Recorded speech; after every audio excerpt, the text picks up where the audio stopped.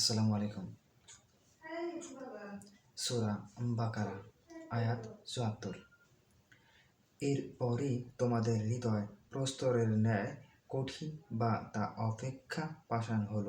নিশ্চয় প্রস্তর হতেও প্রস্রবণ প্রবাহিত হয় এবং কতক এইরূপ যে বিদীর্ণ হওয়ার পর তা হতে পানি নির্গত হয়, আবার কতক এমন যে যা আল্লাহ এর ভয় ধসে পড়ে। এবং তোমরা যা করো আল্লাহ সে সম্পর্কে অমনোযোগী নন। আয়াত ৭৫। তোমরা কি আশা করো যে ওরা তোমাদের বিশ্বাস করবে?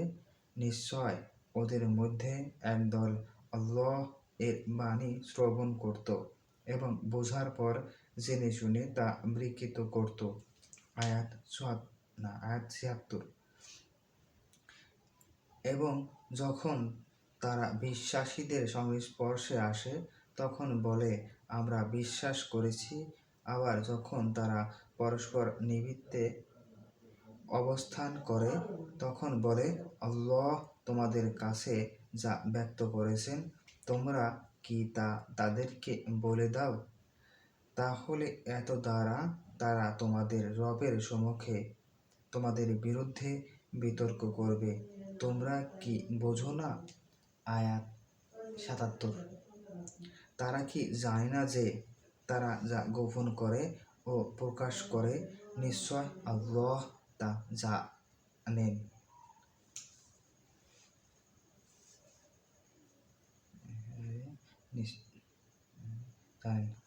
আয়াত ৭৮। এবং তাদের মধ্যে এমন অনেক নিরক্ষর লোক আছে যারা প্রবৃত্তি ব্যতীত কোনো ঐশী গ্রন্থ সম্বন্ধে অবগত নহে এবং তারা কল্পনা ব্যতীত করে না। আয়াত ৭৯।